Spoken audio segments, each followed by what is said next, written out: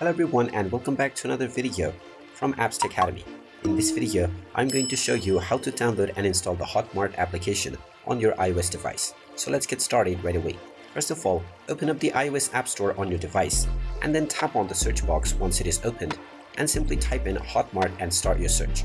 Once you find the Hotmart application, tap on it and you will see the Get button. Just tap on the Get button and this will begin the download and installation of the Hotmart application on your device right away. Just wait for a while until the installation is completed, and once it is done, you will see the Open button. Go ahead and tap on this button and this will open up the Hotmart application on your device right away. Once the application is opened up, you can proceed with logging in to your existing account or signing up to create a new one in order to start using the Hotmart app on your device. And there you have it. That is how easy it is to download and install the Hotmart application on your iOS device. If you find this video helpful, make sure you hit that like button and subscribe to our channel if you haven't done so already. Also ring that notification bell to never miss another update from us. Thank you for watching and I will see you again in the next video.